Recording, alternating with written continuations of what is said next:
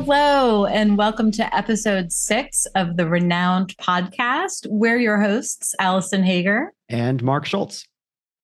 ReNouned is a podcast for the curious. We dust off the commonplace to look for shiny new relevance as we challenge ourselves to think critically about the objects that surround us.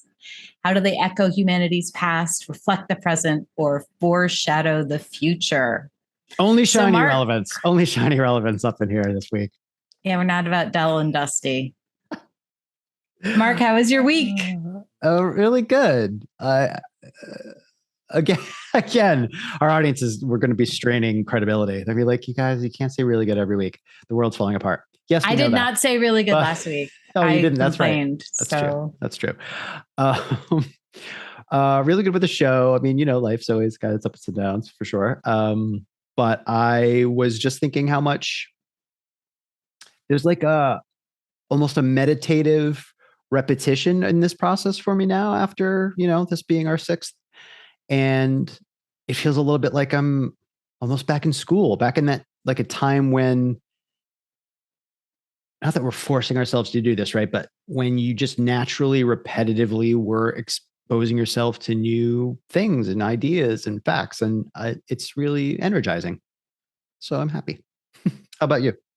Excellent. Yeah, similar. I didn't have as much time this week as I usually do because I have a lot of things going on, but I was really happy where it came out. And I'm still just really enjoying the process in general.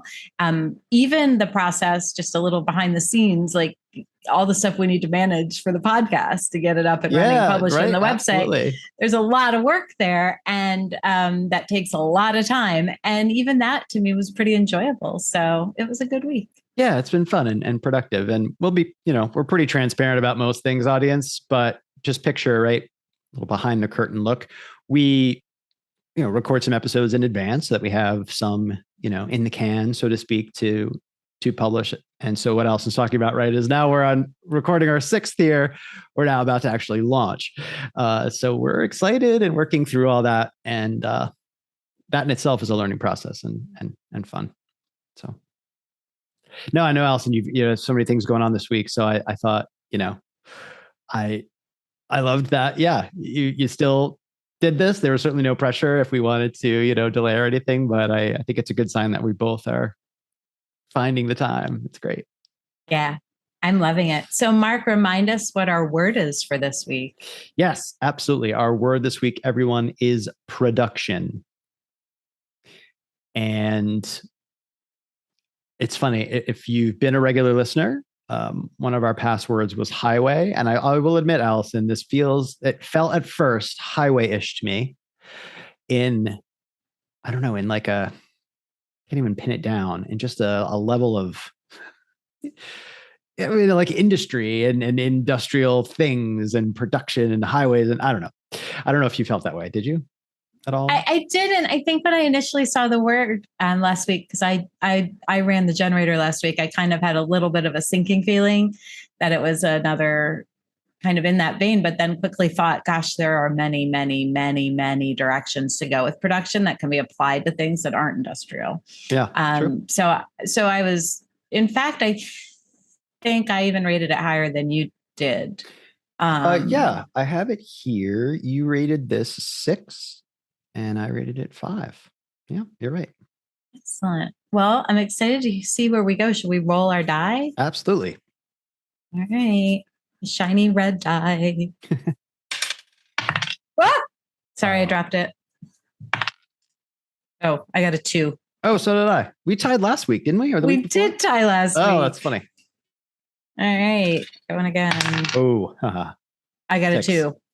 Excellent. All right. So I will jump in then with my. Hold on, let me get my clock, my timer set up for you. Of course. So you'd think, folks, that I would have done this. Oh, no worries. Are just the hits. We constrain ourselves to 15 seconds to try to both define the word a little bit, but also hint at where we're going. All right, Mark. 3, 2, 1. Production is the act of bringing something forth. When looking at that through the lens of industrial production, we can look at modern manufacturing innovations as a source of inspiration and optimism for the future. You had 1 second left on the clock. Just holding it right next to the microphone in case it buzzed on you. Best I've timed it. Okay, so you did go down the industrial path. I did. I hooked into it. I embraced it because although that felt, like the, ooh, all right, kind of like highway. I didn't mind highway.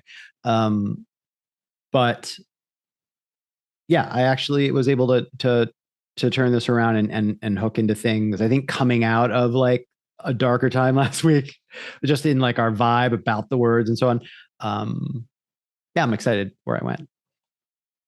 Excellent. Well, that is not the direction I went. So once again, we did not align, which is good, or else we'd have a much shorter podcast. Right. Well, it'll be interesting the day that we had like exactly the same vein of research. All right. I've got 15 seconds on the clock and go. Primary production is the synthesis of organic compounds that occurs primarily, but not exclusively, through photosynthesis, which uses light as an energy source, and almost all life on Earth relies upon it. So today we're going to go down the food chain. Oh, like exact. I dig. Hey. Down the food chain. The anthole, the food chain.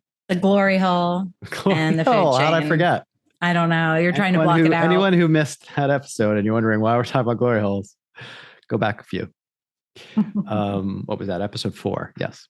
Episode 4. I'll never forget that. It's a special place in my heart. Neither will our audience. Excellent. No, I kind of love where you went, and you probably can't tell from what I talked about, but we are going to be talking about sort of similar things for a little bit. It's going to cross over a teeny bit. Excellent. Sort of. You'll see. Good. I love how you went, basic building blocks of life type of thing. That's very, very cool. And I'm excited to see where you're going to go. But first, you're going to educate us. Absolutely. All right. So going down my rabbit hole here. So like settling in, get your tea ready, audience. Hot chocolate. Get into your chairs. I'm leaning back in my chair for anyone who can't see me, just so I'm comfortable. No, I have some I know sometimes we do this, sometimes we don't. It won't always happen, but I have some trivia questions for you to sort of break up me getting going. But I'm going to pause actually, audience, just to say, right, I never want to come across like I know this stuff. This is all stuff that I've learned, right? So this is never about Alison and I being like, look at all the stuff we know. Please, I wish that were true. I'm excited because every week I am learning an incredible amount of stuff. Just packing a lot in, I think. And I think with that, as we've mentioned in some of the previous episodes, we're going to run the risk of getting something wrong or misconstruing something. That's funny because I mentioned misconstrue in a previous episode. But that's where we invite you to reach out to us, renownedpodcast.com. We are at ReNouned Podcast on like social media everywhere. Maybe not quite everywhere, but on Instagram, Twitter, we're going to try out TikTok. So yeah, if you hear anything here that is either completely off the rails or you don't agree with because it's your passion and it's your field, maybe even, then let us know. But we are loving, I don't know. I just picture myself like diving into this stuff, right? Rolling all around in it, learning a bunch of stuff and then bringing it here. So I don't know, Alison, if you feel the same. No, I do. And I was just thinking today, actually, very similar to what you're saying, that it is so fun. It's part of what makes this process fun, I think, even though it's work as well, is like suddenly learning all this new stuff. And then you peel back one layer of the onion and you want to learn more. And then there's a different direction. But I was considering today, probably when I was in the shower, like, I wonder 6 months from now, if you like ask me something very specific about something I learned, on the science side, if I'm even going to remember it. No, that's true. And I think there's a fear that you just won't, or like we put so much pressure on ourselves to like immediately like integrate new knowledge and be able to like use it at the drop of a hat. So I share that with you. I think there's that fear. I kind of feel like it helps me it's a weird energy. I just like feel more connected and present, and therefore, I'm sure my brain is just operating much different, like a bit differently, not much differently, but I just feel like there's more neural connections and like both social and academic bridges that I'm seeing in things over time. I think that's the point. I love that you said neural connection, because I'm going to talk sort Amazing. of about something like that. But I agree with you. I think that a lot of the stuff we've had different topics where I'm researching something, or I think I joked with you once. You mentioned the Fertile Crescent, and I was like, middle school social studies, like it's bringing me back.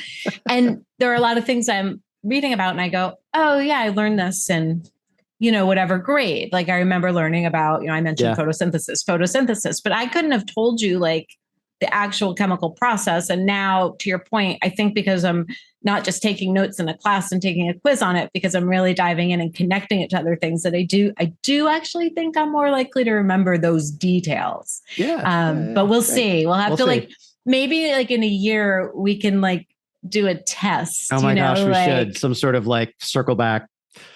I don't even know what to call that. It's like an encore performance. It'd be like we'll actually have to have one of our friends go through and like make the questions for us. I don't know if we got to go that far. I'm just kidding. I'm always scared Mark's that I'll breaking out in a cold sweat. Fail. Pour my water all over my face. Okay. Okay. Yes, we should probably jump in. All right. So at first I was tempted to look back at the beginning of things, as I've done, I feel like, so many times in the past, right? When was the first, like the first recorded products, assuming, that we don't go all the way back. Up. Oh my God. It's literally in my notes here. I was like the first time we brought something forth without going all the way back. That's really funny that you just brought that up. Yes. The first time we intentionally piled something together. Were we producing it? Probably, but no. I did not to go there. Although I did wonder, was it spice and other goods for the Silk Road? Was that the first time that you, rather than, I don't know, if we're picturing small tribal communities in human history, I would assume at some point you were even just having production of things for within that small community. That's still production. So I was trying to get my hook into this, like what I wanted to look at. And then I thought about the Silk Road, that I learned was a 7,000-mile network of both terrestrial and maritime trade routes. I always thought it was only terrestrial, actually. So that was something I learned, that it was also maritime trade routes.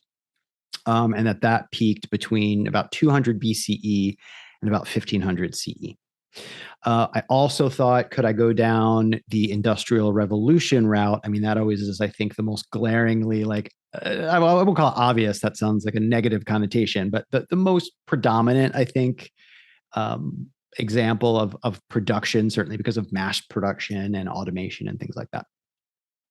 However, this week I thought I would sort of revisit our podcast mission in a bit, like even what you described, like our opening statement, Alison. I thought, I'm falling a little bit into that habit of going back in time.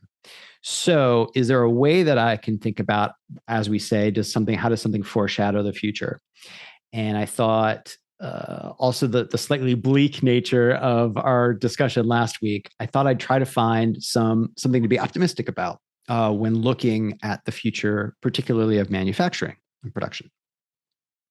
So I thought, where better to find the future and a sense of optimism and innovation than in startups? And so I looked. I thought you were going to say Star Trek. Star Trek. Done. Sad now. Just kidding. And I took a look at a couple current standouts to see what capabilities and new techniques they are bringing into the world. So first, trivia question. I borrowed this, everyone, from a NASA quiz that I found NASA offers to embed into websites. So I'm going to take a crack at putting the whole NASA quiz into our website for you. Oh, very cool. But in the meantime, this is one of the questions from that quiz. In the 10,000 years before the Industrial Revolution in 1751, carbon dioxide levels rose less than 6%. Since then, they've risen by A, 11%, B, 25%, C, 49%, D, 62%. 62%. It's 49. You're close, Okay. right? We all I think did this again. Really high. I did this again though, because I thought it's got to be 49 because then there's going to be a high one. And I didn't follow the standardized test guidance we get since we're 12. I remember that go SAT with your first stuff. thought. Well, there's also the extremes versus where you're in the middle and all that. But I try to be tricky in how I'm asking the questions too. Sometimes I do the extremes, sometimes I don't. I think listeners that Mark, you mentioned in the past 5 minutes, like, hey, we don't know everything and we never want to come off like that. But also like, is this stuff we talked about that we're going to remember? And then you feel like when you're researching, like, oh, there's just so much I don't know, or I still don't know, even after I've done it. I feel like you're trying to make yourself feel better by making me look dumb with the quizzes. I'm kidding, everyone. Absolutely. I love a quiz. I'm just kidding. I wanted to freak Mark out. You can imagine everybody, Alison and I, if you remember, have known each other for like 15 years. We do have fun with game nights, but sometimes it can get intense.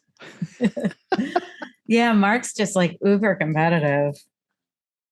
Aw. I'm not. I am a little bit with myself. I'm kidding because I'm anyway. Notoriously crazy. So, okay. Yes. So 49% since pre-industrial revolution. Yes, carbon dioxide levels. So let's get a little bit into a startup called Sky Nano. Sky Nano is a US-based, this is a direct quote actually, and then I'm going to break it down for us. A direct quote from their website. Sky Nano is a US-based clean tech startup that utilizes carbon emissions as a chemical feedstock to manufacture high-value functional materials. Now, there's a lot in there, and so I'm gonna break it down for us overall. And first of all, I'm just going to give you what I take as the quick hit. Right, overall, Sky Nano is sucking up carbon dioxide pollution and converting it into something safe that can be used to support manufacturing of other materials. So when you hear something like a chemical feedstock, that's kind of like, I think, a fancy way of saying, I mean, unless it's very specific to an industry, and I'm treading over this, but I think it's just a fancy way of saying this is becoming a supply item, an input item to build something else. So let's break this down a little bit, this statement again. So clean tech. Took a little look at that. I figured I knew what it meant, but part of this podcast is I don't want to just assume, like, does this mean anything in particular? My understanding here, reflects that the impact of this is a service or product. It's the impact of the service or product that they're doing, but also the environmental impact of the procedure that they're taking. So think of it as what they do is helping the environment, but also how they do it avoids harming the environment.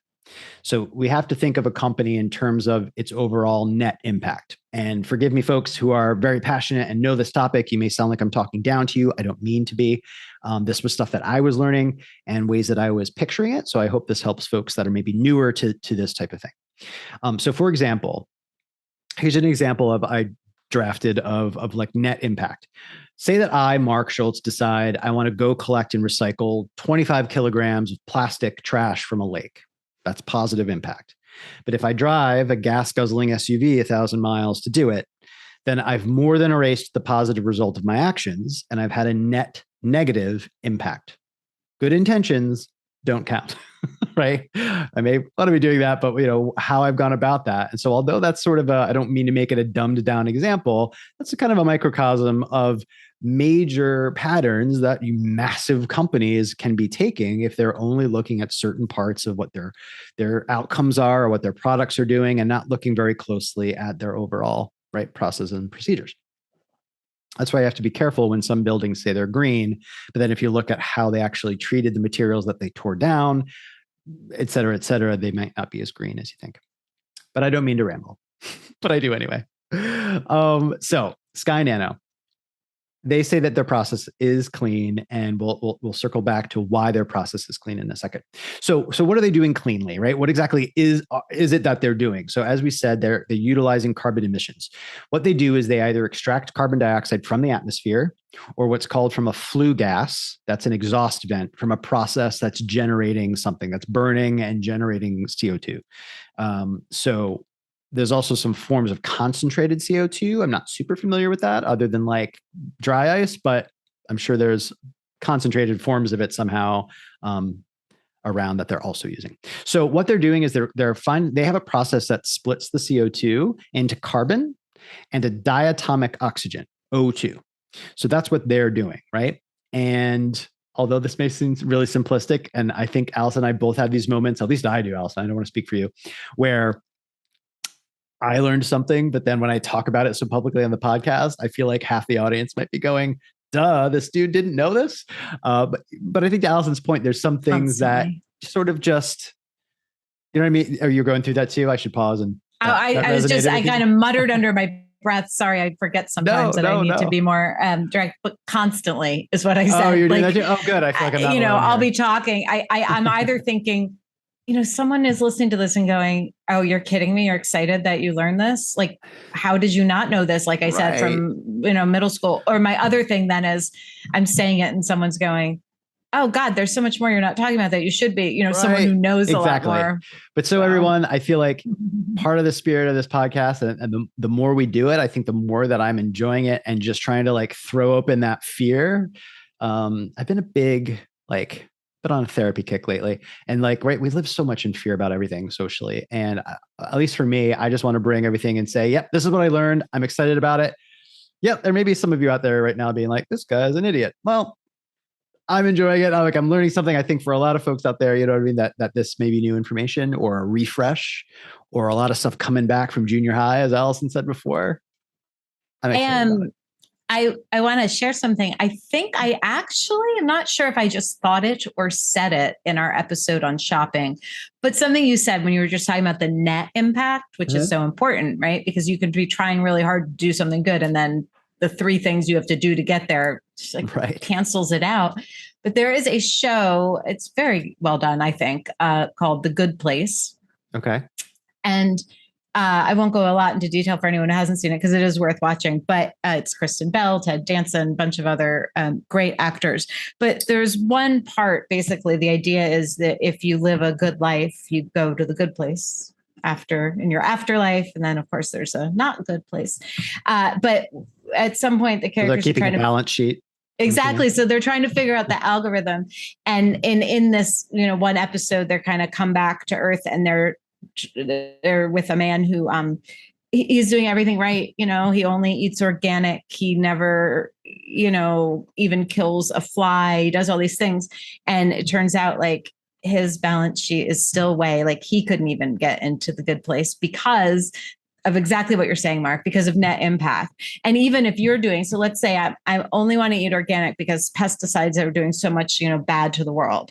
And so I will actually spend more money because I want to have a better effect on the world. But then those organic tomatoes might need to be imported from a farm 2 states away because your state doesn't support organic growing methods. So now there's a carbon dioxide impact. So even with your very best intentions, right? We may need to circle back to that. The road to hell is paved by, which is perfect for this show. I was just thinking, and I don't mean to shut it down at all.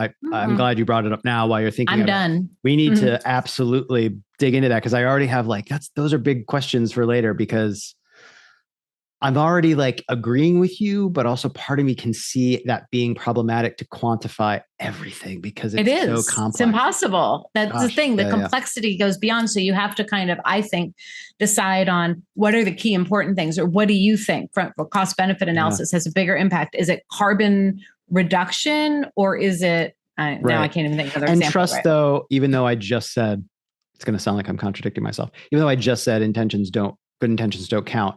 The spirit of continued good intentions will, I think, even if there's pluses and minuses and things are complex to your point, I think that algorithm will skew much more positive if we're always conscious of it. You know what I mean? Even if we can't figure it out exactly. Exactly. Right. Okay.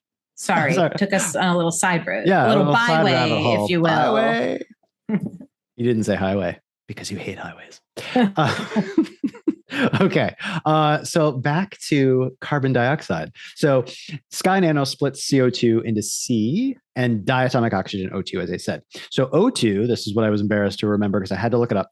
O2 is the form of oxygen that we breathe. We can also breathe single atomic oxygen as well, but we by and large breathe O2, which is also important to the environment because at high altitudes, it plays a role in the oxygen ozone cycle. And so I'm actually going to take a little another little byway here to dig into this, because this was another example of, I love this process of me going, oh, I've known since I was a kid, the ozone layer is important and it's been threatened and et cetera, et cetera. But this was my opportunity to go, oh, this is so directly related to what Sky Nano is doing. Let me take a second to learn what the hell is happening up there again. So here it is, audience, in a bit of a nutshell. So in short, the cycle is how three versions of oxygen are in constant reaction with each other and with solar radiation. So when we think of the ozone layer and why it's important, it's because O, single atomic oxygen, and diatomic oxygen, O2. So I'm going to start calling these O1, right? Just one atom of oxygen, and then O2. They can combine very quickly to form ozone, which is O3. So picture it that way, right? I'm going to talk O1, O2, O3. So that ozone, or O3, is able to absorb two wavelengths of solar UV radiation that are very important to be absorbed as they're coming in from outer space and the sun. And in doing that, that O3 immediately splits back into O2 and O1, right? O3 splits back into O2 and O1. However, simultaneously, keep in mind, right, that all of these atoms and molecules are bumping into each other constantly. So as this is happening, if that O3 encounters a single O1 before it's struck by UV, it will form two O2s.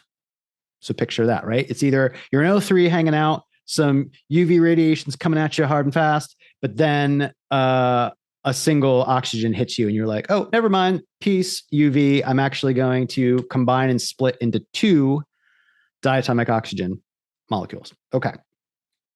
But this would happen, however, even though I just said that, like, it's dodging away from the UV, that's actually going to happen a bit less frequently because free single atoms of oxygen, the O1s, are pretty low. They're a bit more rare. Meanwhile, if two of these more rare, even though I just said they're rare, if they're up there, these two rare single O1 atoms, if they meet before encountering an O3, they'll form O2. So I know that's complicated, and I kind of mean it to be. Just picture that there's constantly this dynamic equilibrium of O2s and O3s, and O3 being hit by radiation, and they're constantly splitting. But what's important is that dynamic, equilibrium has been in place for billions and millions of years before we started to influence it, right? So even though it's complex, the net benefit, the net reaction of that, as we've been talking about, is that you have enough O3s to have an ozone layer that is blocking a significant amount of these two types of UV.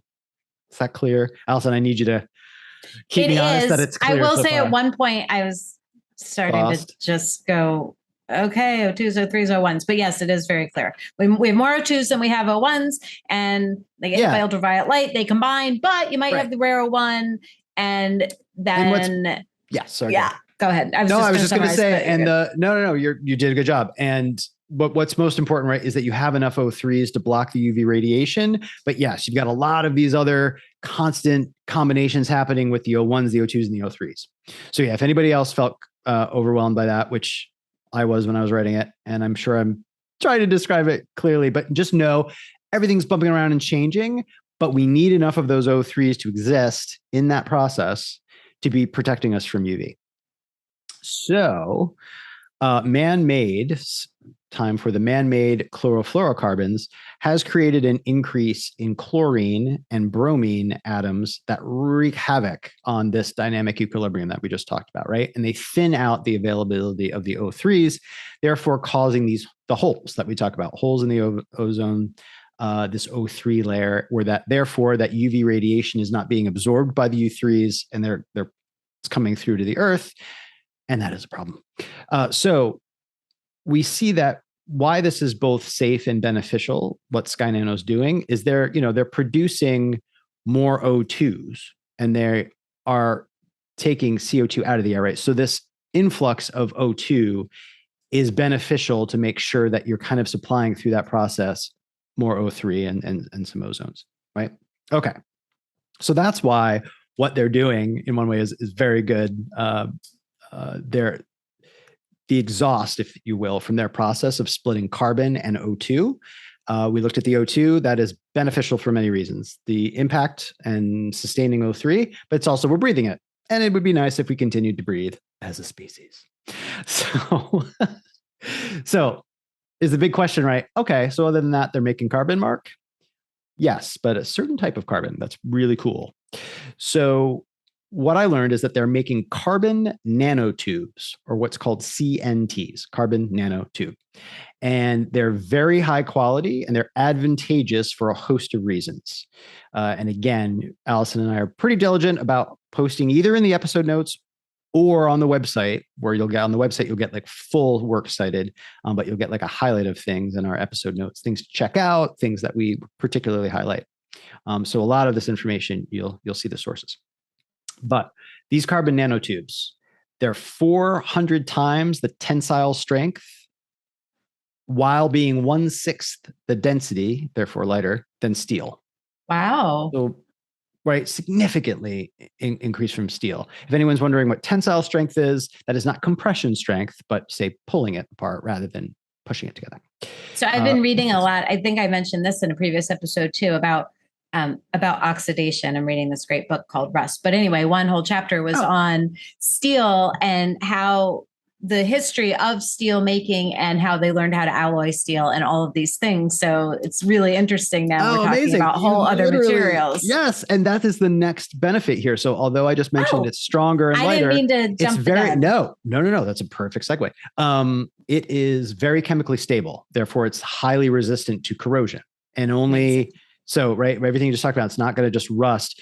It mentioned it would need very, very hot, like very high temperatures and I'm going to screw it up. Either water or I can't remember, to have some corrosion, but it's not going to just rust like steel out in the air like we see all the time. The tube structure itself, though, also, it is literally a tube. And so picture as a tube structure, you can put other things, other nanomaterials inside it, like a packaging and whatever you put inside. It's like a little cannoli. It's seriously a very strong, very light cannoli that is so small that you can use that particularly in nanomedicine. So because that shield, it's a very, being a strong cannoli, that cream inside there, whatever you put inside, is protected and shielded and can therefore be transported and used and delivered to certain sites chemically, right? Drugs need a mechanism of action and they have to be often put very particular places to have an effect. If anyone's curious, I work in pharmaceutical marketing. So if I go off on medicine tangents, that may happen now and again. Okay. So has anyone done this before? Well, not like Sky Nano, apparently. And here's a reason why, are they better? Why are they getting attention?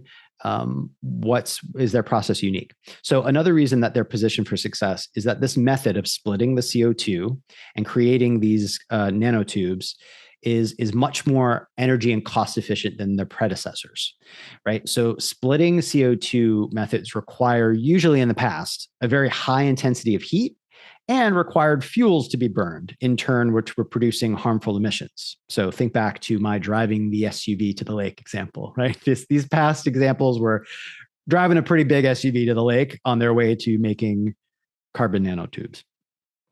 And due to the high energy, right, not just the emissions that were bad, because of the high energy and input needs, those older CNT technologies resulted in very high costs. So someone interested in buying a ton of, like 1 ton of carbon nanotubes right now, or in the past, would spend about $200 per kilogram. And I did the math, that would come to about $182,000 for a ton of it.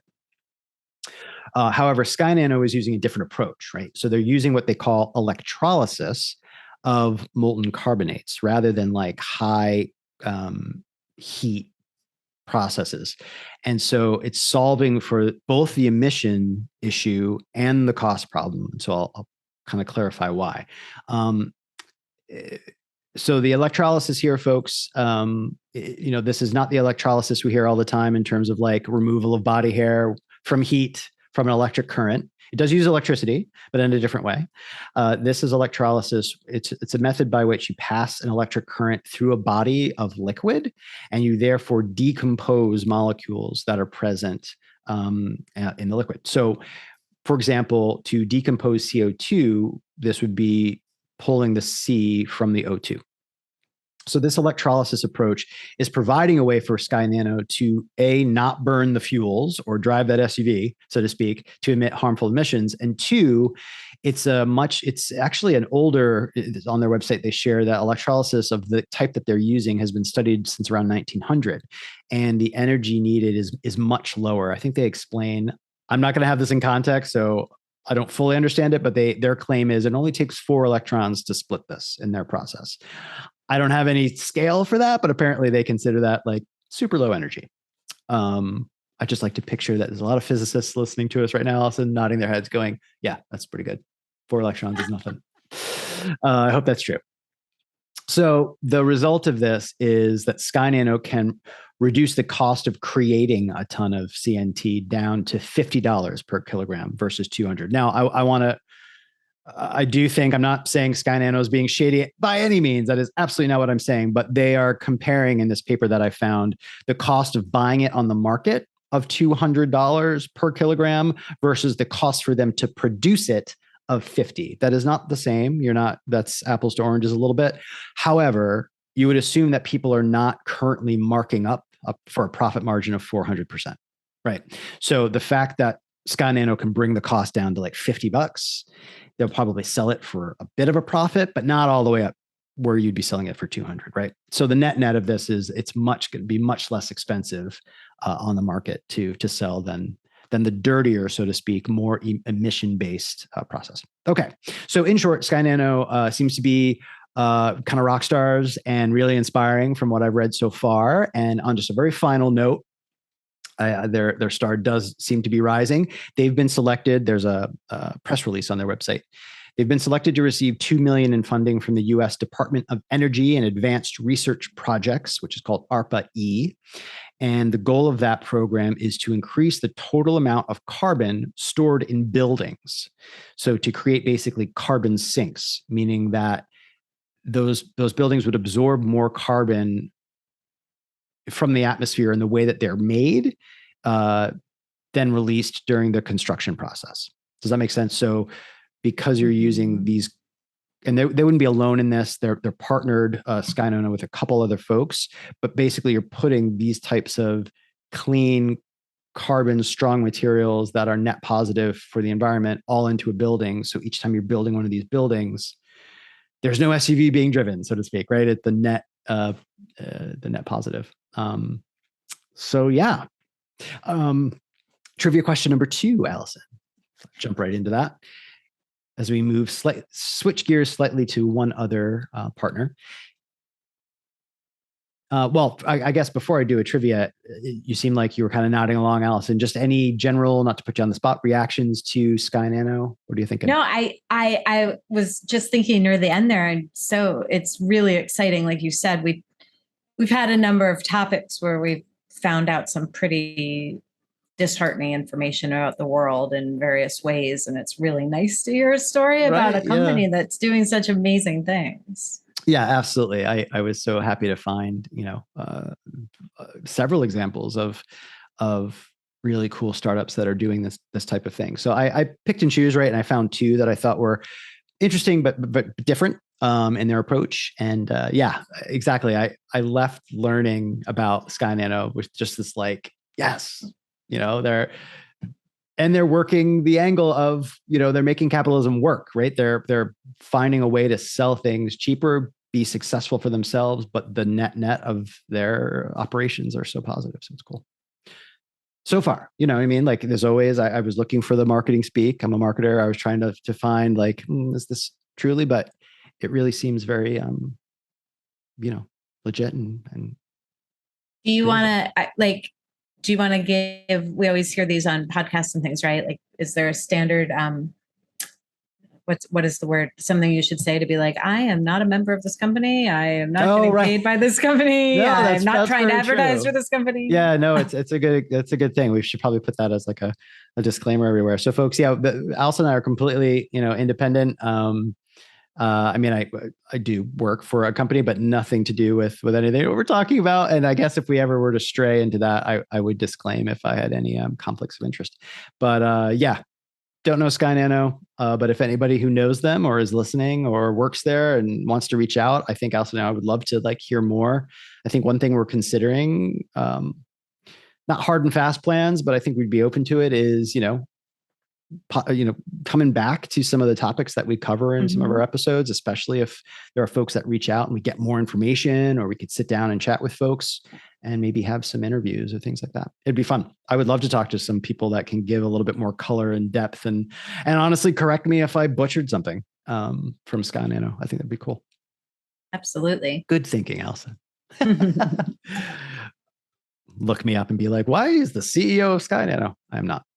I wish I was. I wish I was. Okay, so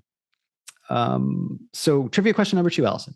In 2021, the Global Autonomous Mobile Robot, or AMR, right? I'm going to start that again. In 2021, the Global Autonomous Mobile Robot. Oh, no. I just figured, our audience, more for the audience too. That market was valued at $1.6 billion US. What value is this predicted to reach by 2030? So did you say 1.6 million or billion? Billion with a B. Billion. Okay. Yeah, all of these are billions with the B. So what is this 1.6 predicted to reach by 2030? Is it A, 3.5 billion, B, 7.2 billion, C, 12.6 billion, or D, 22.2 billion? I want to say that it's B or C, and I'm going to go with C. It's actually the highest in this case, 22 billion. Yeah, that's why I leaned like a little further with B and C, just because what we've seen, like when I was talking about ants and like swarm robotics and nanobots, and we're seeing stuff that had kind of been actualized in the 90s, but now is really being put to use. So I was thinking, okay, it's got to be high. That's really remarkable, though. Yeah, I ran the math, and that is an almost 1,300% increase, or in other words, about 160% increase each year for 8 years. It's wild. So the company I would like to talk about is called Gideon Brothers, and they are a Croatian startup. I think, Alison, you just visited Croatia, didn't you? I was there in June, and I highly recommend it. It's one of the most beautiful countries I've ever seen. Amazing. Yeah, I think I'm going to put it on my list for sure. So a Croatian startup that provides scalable and easy to use handling and automation materials for industrial workflows. So the startup integrates, they have an approach to taking 3D vision for their machines and teaming it with AI, so artificial intelligence, and machine learning, which is often overlaps, to build them into these autonomous mobile robots. So when you take that approach, when you pair the cameras with 3D vision and you make them that smart, able to continue to learn and to adapt, you end up with machines that can, not only see, but begin to truly actually, in a way, understand their environment and therefore move across floors, both indoors and outdoors, to complete tasks in a way that they are, much safer to work alongside humans. And I loved this term that I learned this week, collaborative robots, or cobots. And so I see cobots a lot in this manufacturing lingo and vernacular. So the machine learning and the AI capabilities of these Gideon machines, it takes these complex movements, and it seems to be what's setting Gideon apart. So for example, looking at some of the things that they've just released, I love the names. They've released 2 products that are called Casey and Tray. So Tray is something that automatically and independently can unload trailers. So taking trays, like picking up pallets, trays, large trays, right? Moving them across floors, I watched these amazing like 3D simulations where you are a person in a 360-degree environment. You can kind of move the camera. And if you suddenly hear this beeping to your left, you just turn and you can see little Trey moving a pallet, beeping and kind of going slow because it's next to you. Aww. And then when it gets clear of you, the light stops beeping and it starts to move faster and goes off and does his thing, his or her thing, picking up a pallet, moving it to, a set spot. It was very cool to just sort of watch this and picture as this is happening potentially 24 hours a day in a factory. It's, it seems like such a wild increase to productivity and whatnot. However, folks, you may immediately be thinking, did that take someone's job? We'll get there. So that's Trey. Their newest product is something called Casey, dealing with cases of things. I love Casey and Trey. I'm like totally down with this. So this is a new device that can automatically handle what's a term in manufacturing apparently called case picking. And there's a big impact for e-commerce. And I was not aware of this, the differences between unloading a trailer, which is a bit dumber, so to speak. It is physically, there's a movement there and it needs to know where to put things. But a different thing altogether is when, say, we order something on Amazon or another e-commerce site, and therefore on, wild long rows of shelves, you need to pick the right box out of a whole thing. So case picking is, a bigger deal than anything else. So these AMRs have been found to increase productivity, but like 50% on tasks like tray, where you're moving pallets around and unloading things, and by up to 150% when Casey does things like going and picking a box automatically off the shelf, right? Which is a higher process thing to actually see, make sure you have the right box, et cetera, et cetera. So you can see how humans would fall down on that a bit more. So there's more opportunity to increase that, which is why it's like 150% for case picking. However, I saw, as I wrap up here, there are examples of even quote unquote dumber AMRs, things that are not physically moving things like Trey or picking things up like Casey. I read an article from 2019 in a publication called Vision Systems Design,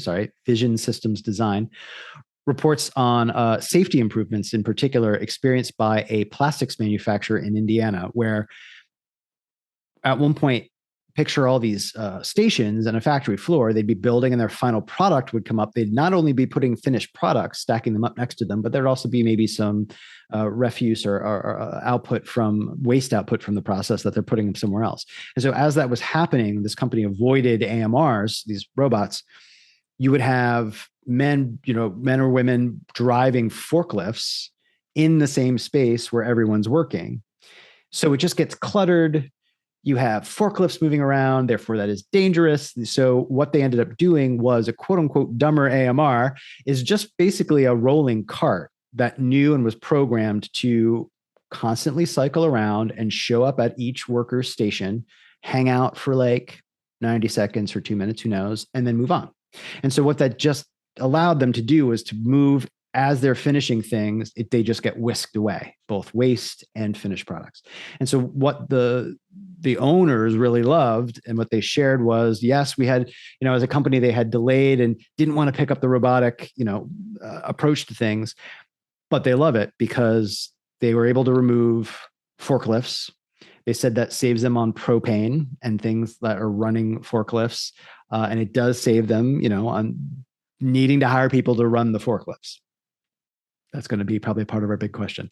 Figured you were going to get into the big question. So I wanted to share that is the end. I just think it's kind of cool to see what that looks like. I did dig deep. I wanted to challenge and find like sort of hard numbers on, have there been studies done on the AMRs to show that the safety is significantly higher? Or is it what I think we all naturally worry about when we think of driving cars and automating anything, that they can go haywire and no one's there to correct it, and they're more dangerous? From what I've seen, it is safer, but I can't find like hard data, which I don't think is a surprise. It would be so pulled apart. I don't know if anybody finds anything, audience. We'd love to have you submit it to us through social or anything. I'd love to read it. But to close out my section, trivia number 3, Alison, for you. A 2021 report from the Manufacturing Institute and Deloitte projects that 4 million manufacturing jobs will likely be needed over the next decade. How many are expected to go unfilled of those 4 million? Is it A, none, the demand for jobs far outpaces availability, or B, about 20% of that 4 million will go unfilled, C, about 50%, or D, about 80%?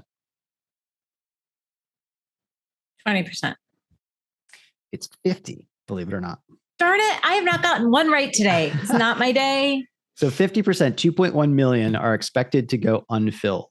And the cost of those missing jobs is forecast to be about $1 trillion just in the year 2030 alone. So that for me is, I think, an interesting bit of information and data, because we think, our fear is, oh, they're just taking all these jobs from people that would have them. Well, there's going to be a massive shortfall of workers. So the influx of these robots, I think, will be really helpful. And the last thing where I left off in my rabbit hole, there's a whole list of cool, inspiring startups. Maybe I'll post some others on the site.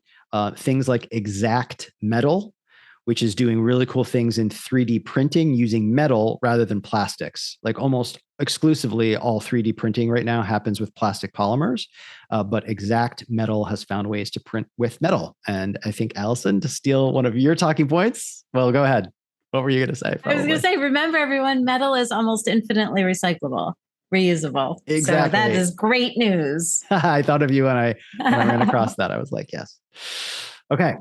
That's my spot. That's my stuff. I love it. I'm looking forward to the big question, because the sort of labor versus robotics, so human labor versus robotics, is a really interesting topic to me. And one of the last big projects I did when I was still a project manager was around robotics and automating work. So I did a lot of thinking around that. So that'll cool. Be fun. Excellent. But you'll have a lot more recent data there. That was great, Mark. I love it. Thank you for making it positive. I definitely needed that today. For sure. You're welcome. I went in a very different direction. Love it. So we talked about, I did my little quick hit about primary production. And that is the actual phrase, right? So again, primary production is the production of chemical energy in organic compounds by living organisms. And those organisms doing the synthesis and the creation are called autotrophs. And I don't think I'll forget that. That's one of those things I thought I probably learned that at some point, but I wouldn't remember. But now I feel like I'll remember it. Nice. I don't remember that word at all. Interesting. Cool. So basically, these autotrophs work with simple inorganic molecules like carbon dioxide and H2O. So Mark, we're doing a lot of chemistry today. Quick aside, between the two of us, my worst subject in school, by a long shot, was chemistry. It was so bad. Mr. Leister was my teacher in high school. I was terrified of that man. I could not wrap my head around chemistry. I love biology. Chemistry, I think I got a D on one time. I never got a D in high school until we got to chemistry. And now we're both talking about all these different molecules. Okay, so basically, these autotrophs take carbon dioxide, water, and they synthesize more complex organic molecules. And so the end point of this initial synthesization is a reduced carbohydrate. Think like a glucose. Okay. So that's what's created. And from those reduced carbohydrates, more complex molecules that are critical to life can be built. Proteins, lipids, nucleic acids, more complex carbohydrates, that sort of thing. And so then these more complex molecules are then consumed by heterotrophs. So heterotrophs consume what the autotrophs make. Heterotrophs are just organisms that can't synthesize their own food, and then up the food chain it goes, right? So let's say if you're a vegetarian, you are eating plants, they are synthesizing the food for themselves and for you. If you are not a vegetarian, you're eating the animals are eating the plants, right? So this is the basis for just consumption on Earth. Alison, what are the two trophs? What are the prefixes again? Just such a language word. Yeah, there's an autotroph, and those would be, for instance, the plants through photosynthesis. Got it. Auto, I'm assuming they're doing it on their own. Right. And then there's heterotrophs. Got it. Which can't do things you said on their own. Is that Correct. it? Ah, okay. And hetero meaning they're of different types, I'm assuming, rather than all. Yeah, I assume. Cool. I don't know. Cool. What's funny is I was like, I should dig more into the words. And then I thought, Mark will just do it. So I don't have to. And you cool. proved. Sorry to throw you off your Don't, no, I love it when we have the conversation. So on land, almost, not quite all, but almost all primary production comes from vascular plants. Tiny bit comes from some mosses and algae, but almost all of it comes from vascular plants. Vascular plants are just plants like anything you can think of: a shrub, a tree, a flower, plants that use a vascular system to uptake water and minerals right within themselves via photosynthesis. And that, of course, is the process by which plants and algae and mosses and cyanobacteria, so a few other organisms, convert light energy into chemical energy. And later, through cellular respiration, this energy can be released to fuel the organism's activities. Now, I'm going to add another troph here. You got your autotroph doing the work. You got the heterotroph eating the work. If you are an autotroph who does this through photosynthesis, you are a photoautotroph. So that's easy. That's an easy, etymology. So photosynthesis is largely responsible for producing and maintaining the oxygen content of the Earth's atmosphere. So, Mark, I don't know how we went two different directions, but we are talking about a lot of the same things here. And it, of course, supplies most of the energy necessary for life on Earth in general, right? Because everyone else is eating what the plants are creating or breathing what the plants are creating. I'm assuming it's giving off the O2, not single atom O, but maybe you'll get there. Believe it's O2, but I'm not going that deep. No worries. So we'll have to look that up. Okay, so that's the basic process. And that's where I'm going to stop with the whole chemistry biology thing. I just wanted to do a basis of like why I went down this idea of primary production with our word production. So here we are as human beings at the top of the food chain, right? We're consuming everything that plants offer us. Or is that viruses? Well, no, I fully agree, because I was going to say one of the top of the food chain, because also I was thinking like sharks and bears, but yes, viruses may be the ultimate. But so I think as human beings, we have this sense, we've touched on this in other episodes. So we're at the top of the food chain. We have language, we use tools, we have consciousness, right? So you'd have a lot of human beings who feel like we are the ultimate in terms of a developed, species. Like on we're the most day. complex. On a good day, I have all those things. But here's the thing. So these photoautotrophs, and specifically, I want to talk about trees. Here's the thing. Trees talk to each other. So these organisms that are critical to us being able to do all these other things we do and be at the top of the food chain have a lot more going on than we thought. Now, using the word talk is a little problematic in the scientific community.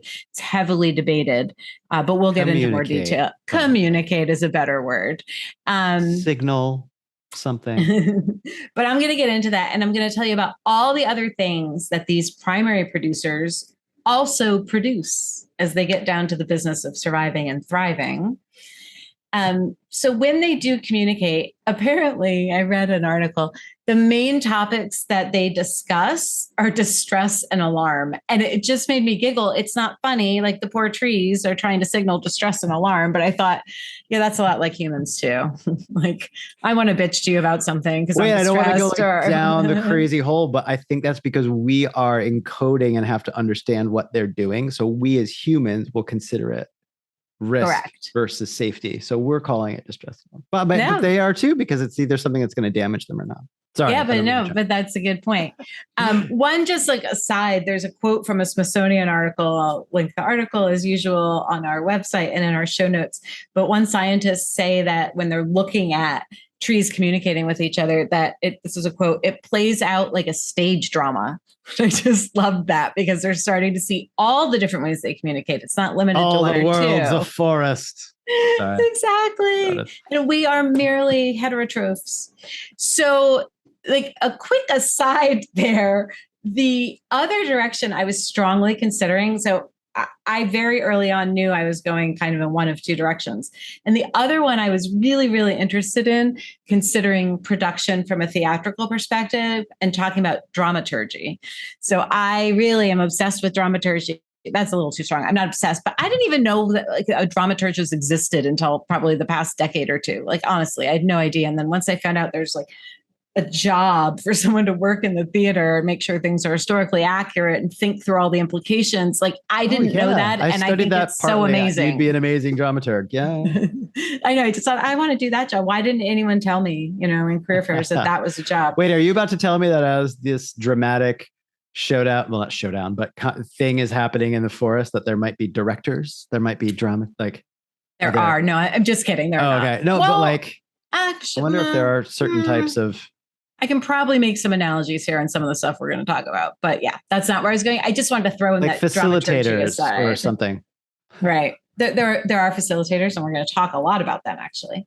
But yeah, so I just thought I'd throw that in. I knew you'd appreciate it, Mark, with your theater background. And yes, I'm already picturing the super neurotic type of tree that screams loudest about threats, which is probably the Mark tree. Sorry, go on. I was going to say, are you reflecting there yourself? Okay. So there's a growing body of scientific evidence that trees are communal. They form alliances, even with other tree species. Like all communication is not necessarily just intra species, and that they have collective intelligence. And I think none of this should come as a huge shock to anybody, because I think we're all used to thinking of forests as ecosystems. That concept isn't necessarily new, but the details of how it works are what science is really starting to delve into in the past couple of decades. That's really interesting. So there's a terrific book that we will, of course, link. It's from 2015. It's called The Hidden Life of Trees, and it's by a German forest manager. He previously worked for the forestry industry in Germany, but I think in service of the lumber industry. Now he manages a forest. He's a professor, and he's really changed his approach with trees. But his name's Peter Voleben, if I'm pronouncing that correctly, but it's really written for the layman. He cites a lot of scientific studies. He's not just out there, willy-nilly writing about like trees talking to each other and putting on plays, but he also does anthropomorphize more than some scientists are comfortable with. But what's great about the book is it's incredibly charming, but it's so interesting. I'm going to talk about some very specific things, as I mentioned, how trees produce a number of things as a way of communicating. But he talks about a lot more about trees that is really, really interesting. And so I highly recommend the book. I have to swoop in with the popular culture commentary because I cannot stop the constant stream of visuals from the films. So basically the Ents and the trees and all of J.R.R. Tolkien's approach to that nature and the speaking to them and everything is rather ahead of its time and such a not just a very pro nature thread in that work, but it's just wild to now think of that in light of what you're discovering here. That's wild. Yeah, actually, I'll jump ahead to something I was gonna say this in my big question, but I actually have multiple big questions. But because you brought it up, my first kind of funny big question was going to be to you. Do you think Tolkien knew all this when he wrote Lord of the Rings? Because we have the Ents, you have trees in all sorts of cultural ways that reflect this. And one of the things I read an article where a scientist was talking about, like, it's almost like we have this mythological impulse as human beings about trees, where you see trees as wise, where you see trees as these stewards kind of things like the Ents. There's talking trees in The Wizard of Oz. Is that because we maybe understand at some fundamental level, we don't know why, that the ecosystems are there and we're a species that came up around them. So, yep, right. You and I went exactly the same place to Tolkien and the Ents. So let me just get back to where I was. Okay, so hidden life of trees. So, okay, trees are out there. They're exchanging nutrients with each other. They're sharing water. They're sending chemical warnings. Sorry. Because I scrolled down to be very excited with Mark about Tolkien, I got out. So all these warnings. So there are primary producers, like I said, and they're producing all these other things, chemicals, hormones, electrical signals. Fascinatingly, sound And I don't mean passively by like things passing through them, but we'll get to that. So they're producing all of these other things. So let's get into some examples. So warnings, I talked about how someone mentioned they mostly talk about distress and alarm. But so warnings is, of course, a big one. There is a study from about 4 decades ago. This isn't a new study where scientists look at acacia trees in Africa and the giraffes who like to munch on the leaves of the acacia trees. And the acacias don't like that. They don't want the giraffes munching on them. So they produce and emit a chemical. It's ethylene, actually, that they pump out. And they pump it out into the air. And then all the other acacia trees in the vicinity start producing the same chemical. So it's sort of a warning system to say there are giraffes in the area and they are, eating on me, and all the other trees say, oh, we don't want that. So I don't know if the giraffes don't like the taste or the smell. I was just going to ask you, like, because in a way, this sounds awful and dark, but it's like they can scream and they can worry, but they can't pull up their roots and run away. Exactly. So it is. Well, I had a lot of thoughts like that. That'd be wild. In a multiverse, there's some universe out there where trees can be like, or they just haul off and smack the had giraffe. Enough of this. That's what I would really love to see. Or fight them. The warrior trees. Yes. The warrior trees. Okay. So there's something they don't like, but okay. The giraffes then move on. But here's the thing. They consistently move on either to trees greater than 100 yards away. So scientists kind of know, right, the expanse of how far these chemicals are reaching, or they move upwind to trees that are closer. But this is how scientists determine that these chemical signals are airborne. They are doing something to the giraffes. Yeah. The giraffes definitely don't like the taste or the smell. I don't know which. Oh, good. So they move on. That's where I was worried that they couldn't actually have an effect, but they are doing something. They do actually. Okay, yeah. Cool.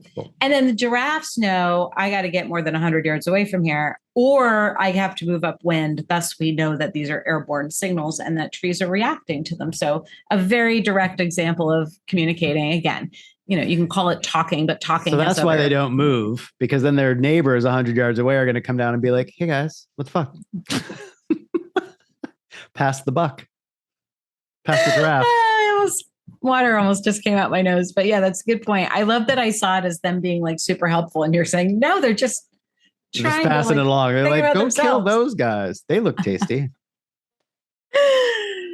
Okay. So now scientific critics will say that there aren't any scientists saying, no, this isn't happening. Like this is well established, but they will say, look, there's no intention in this communication, right? So the tree is just upset. They're screaming, as Mark said, because something is eating them, and they're just trying to get the giraffes away from them. They do not care where they go, as long as they will stop eating them. But it does act as a warning. So this is where we go between what does the tree intend versus what is actually happening. And so, yay for ecological systems and evolution, because it does work. It does work to protect the broader species. There are other examples. So if it's not a giraffe, let's say we're talking about other species of trees that are being, their leaves are being munched on by insects, a caterpillar, for instance. The trees can sense what kind of bug it is. And we don't know. This is where you say, can they taste?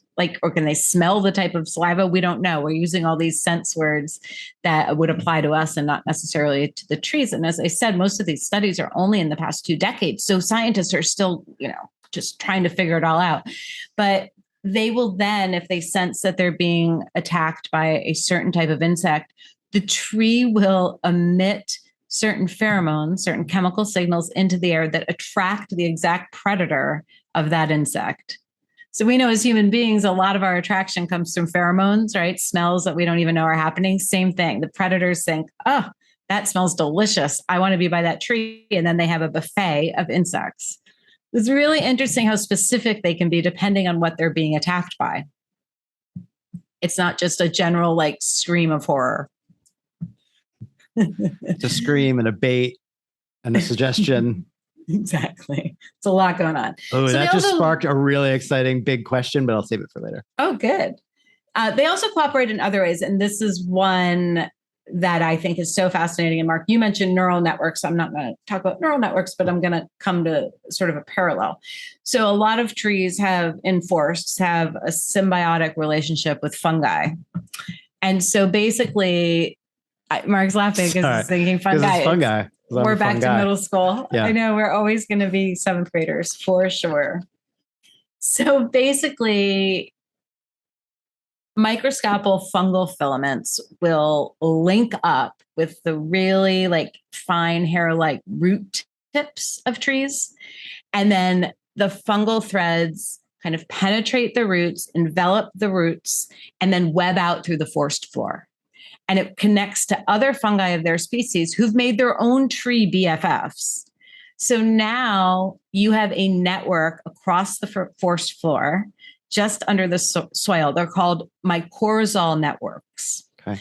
There are someone in the 90s, I think it was an article in Nature, called it the Wood Wide Web. So I'm sorry. It's my favorite thing. I need like a minute. That's amazeballs. It's my favorite thing. Yes. So now there's this Wood Wide Web. Ooh, I'm going to make you say that so many times. Did you say cortisol, the end of that word, or was it cortisol? It's mycorrhizal. Cortisol, not cortisol. Okay, I thought it was like a similar stress thing. Okay. Yeah, no, but that would have been a great connection. So now trees, through this network, they can and do share nutrients with their peeps. They can send electrical messages, chemical messages to their brethren. And the fungi, where all of this is facilitated through, and this part's mind-blowing. As I'm saying that, I'm kind of realizing I think I've said mind-blowing way too many times in the past 6 episodes because we learn so much and then I go, oh, this is mind-blowing. Maybe I should find a new way to express that. Okay. So I like mind-blowing. The fungi, once they're integrated with the trees, they can actually manipulate the root tips to listen. Another one of those words that we don't know, we should maybe use a more scientific word for, but scientists say it too. They manipulate the root tips to listen to the message that the tree is sending. And if they like that message, if whatever the tree's like screaming about or asking for or needs is also beneficial to the fungi will produce plant hormones to aid the cause. So they will amping it up. They're amping it up, giving the tree what it needs that the tree might not have on its own. And then they're also forwarding on the communication. So other trees are getting the message that there's a threat or that something's going on. However, if they don't like it, what are they doing? Killing the tree? Moving on? It's a horror movie. No, they just don't help. Oh, they just don't help. I don't know why. How awful. I really wanted you to be like, if they don't like it, they slowly strangle them from the roots. Dark night for me, apparently. There's actually an old X-Files episode where there's this giant fungal organisms, underground fungal organisms. I don't know what the records are. I mean, they can be massive. And then they emit this chemical that makes Mulder and Scully hallucinate, and then they eat them. So You're not too far off here. No, there's also a book originally called The Ruins. I'm going to screw it up. I'm going to find it. But it's this wild horror plant that a bunch of American tourists, I think they're all American, get trapped in, and I'll post it. Sorry. Excellent. I wonder, it sounds like it could have been very fun, pulpy horror movie, but all about like crazy adaptive plants that are scary as hell. I feel like the creators of the X-Files used that for inspiration or something. It sounds so similar. Right. So the fungi are doing all this amazing thing. Fungi organisms can live up to 100 years. Trees, of course, can live 100 years or longer. So these are long-term, long-standing relationships.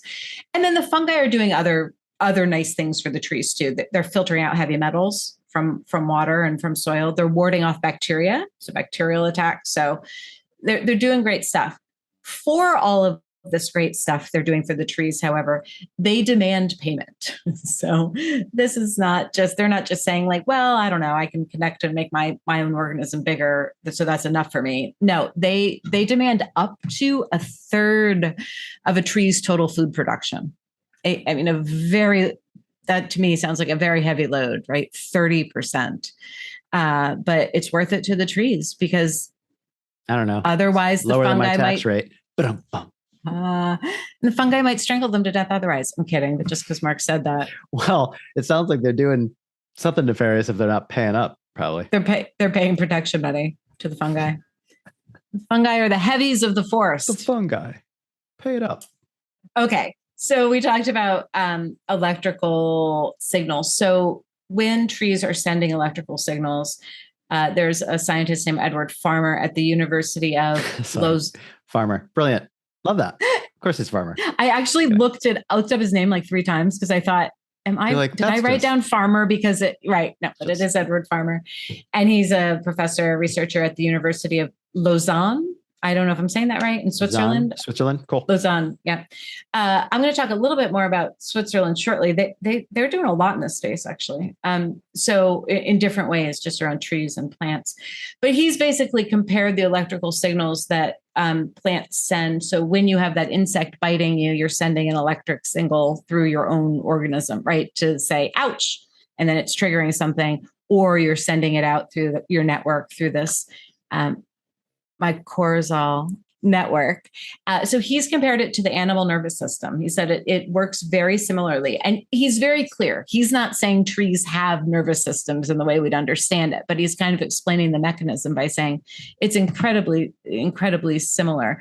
There's another scientist who's been working in this space for a very long time, since the 90s. She's at the University of British Columbia, which is a great place for studies of trees because it's one of, if not the only, area of old forest growth, like the largest area of old forest growth in the world.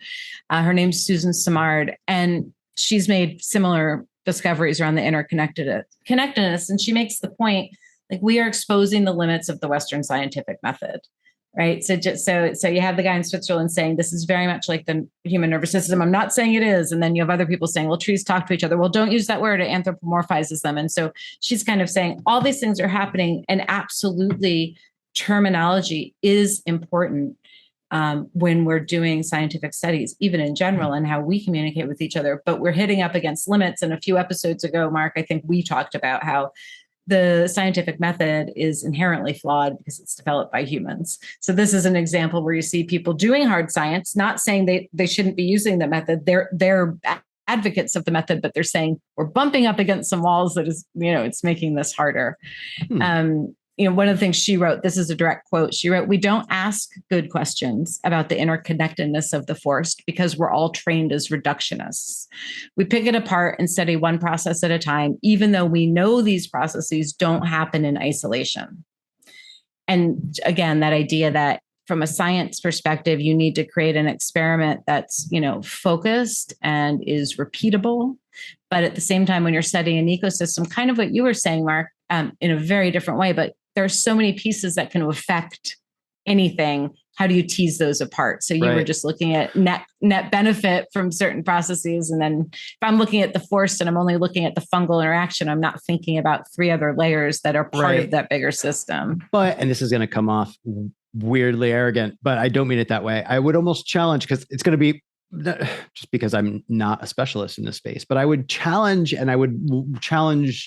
myself to also understand her perspective. But that quote you just said, that feels very normal to other, say, understandings of outer space and far distant space. We usually have to understand that everything is connected, but if you don't hone in on one thing, knowing that it is in isolation, but use that as a way to understand other things, like how we are looking at light to understand what's happening so far away around you know what I mean? So I see what she's saying, but I feel like we have to chip away at it. Although we're coming up against a wall, that one piece will slowly help us. I agree. I think she was responding specifically. And like I said, she's not trying to skirt science at all.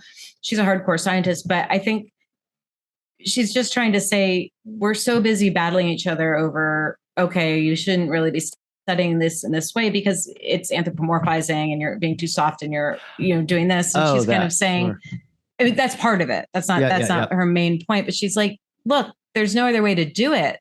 These trees are communicating. So if you don't like that fact, I mean, this is just science. I'm not, and we're not going down to the It'll words, be interesting if at some point someone were to try to apply, this is out there, but sociology principles or things like that in a different sense as they're chipping away at this. You know what I mean? That would be weird. Right. To embrace it and be like, if they're communicating, Is there a psychology at play? Right. Well, it's all fascinating stuff, I think. And unfortunately, I don't think we're going to have a ton of answers soon. So a common refrain from multiple researchers in this space, it makes me laugh so hard. This is a direct quote, but others said it in different ways. We don't know how they do this. Like they just keep saying that. Like they discover something and they go, we don't know how they do it. We just know they're doing it. Or, hey, we found out this new thing. We still don't understand how they do it. So it's really a common refrain. And I don't think we're going to have answers anytime soon because it's really hard to study trees. So they live very long lives generally. And because of that, their systems move at a really slow pace. And also think about it, like trees don't lend themselves to laboratory study, right? They're too big. And also if you're studying an ecosystem, it would be hard to have an entire forest in a lab. So getting answers to any of this is going to take a really long time. So establishing controls is difficult because you have so many environmental factors happening. That's exactly right. And I mentioned also they just move at a much slower pace than we do. So here's an example. Any electrical impulses that are moving through their roots are moving as the result of, they got the bite from the insect and they have to send an impulse so that another part of the plant can start producing a chemical. Those electrical impulses in plants move at about 1/3 of an inch per second. So if you're getting bitten and your leaf is getting munched on by a caterpillar, it can take an hour for the chemicals that are needed to either attract predators or to taste really nasty and bitter to the caterpillar kind of reach back to the leaf.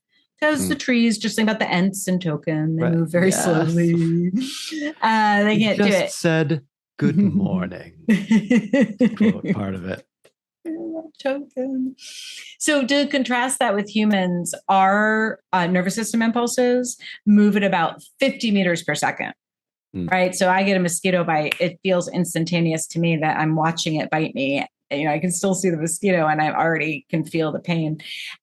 It's over 100 miles per hour. So that's kind of the difference of what's going on there. Okay, so just a few other notes I'll make about what else is happening. I mentioned, like, what about smell and taste? We talked a little bit about, can they taste the saliva of the predators and then know how to trigger the right defense? That is like difficult ground, right? I don't think we can yet go down the taste thing. But we do know that some trees even register pain. So, they've done studies on this. Beeches, oaks, and spruce have been the trees that have been studied. But the tissue around the bite that emits an electrical signal, just like us, like a pain signal within the body, it's just a slower thing. Okay, so what about sound? That's like the area we haven't touched. What about sound? So there's a study by an Australian professor and researcher named Monica Gagliano.